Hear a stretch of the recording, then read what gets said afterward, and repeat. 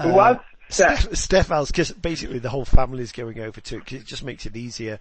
I think Steph and the kids are a little bit more lax about how they're doing it, but Heather's like... Yeah, but basically like a paleo type exactly, diet, which is, good. But, no, she's looking good.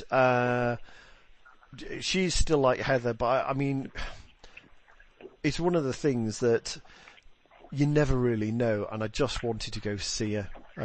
Just to actually say, because you never bloody know, and especially with stuff like that.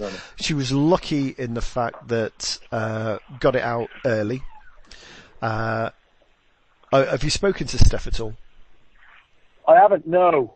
Well, what I was going to say is basically, Heather had a little bit of an episode, went into hospital. Oh no, I know all the background. Do you know about the Do you know about the consultant? No. What actually happened is basically went in and they said they got us sorted out, sent her off. Oh, I know they said there's nothing wrong, and Steph was like, no, I think there is. Well, what actually happened is they said, come back in a week, we'll do some scans and tests and things like that. And I think Steph and Heather used to live next door to a neurologist, one of the surgeons. And Steph thought, I'll just phone her up. And she just said, it's my day off today. I was on call yesterday. No, they should have passed this on to me. Nobody told me anything. Come into hospital today. I will see you today.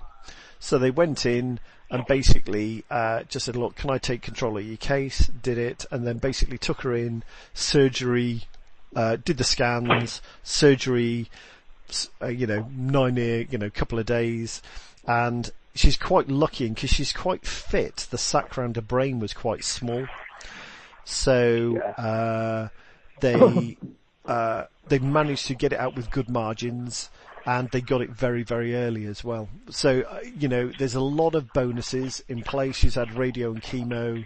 I mean, she's deliberate. She's been annoyed with some people because she's deliberately tried to keep this off of social media.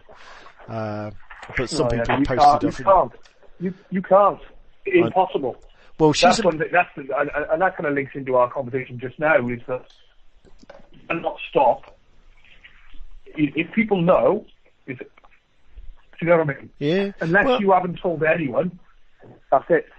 I know. She was well pissed off though, just saying this is quite a private thing. I don't want to be discussing it with everyone. That's why I'm discussing it with you now. So. Well, no, this is the thing. People just think it is, and that's natural, isn't it? To say, well, do you know what? I was just chatting because I was concerned about you to someone. Yeah. And people see social media as just another.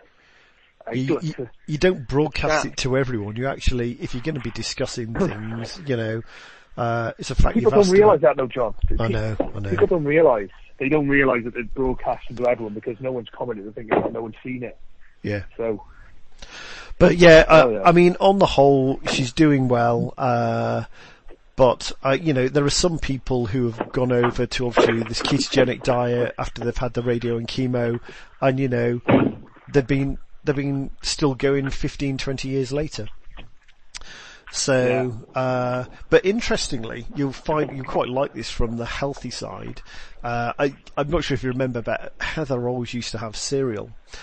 Eats loads and loads of carbs, and one of the things they think might cause this is what's known as there's a leaky gut syndrome, where basically by eating quite a lot of wheat and cereals, it can cause some of the cells in the stomach to open up very slightly or are a bit leaky, and then the proteins that pass into the bloodstream, and they're the ones that affect the lining of the brain.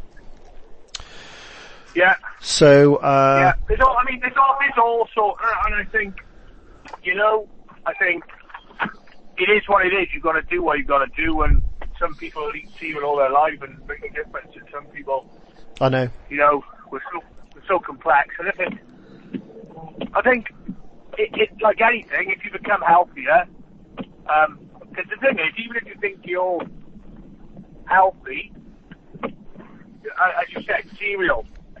Yeah, exactly. It's like anything else. It depends. you know.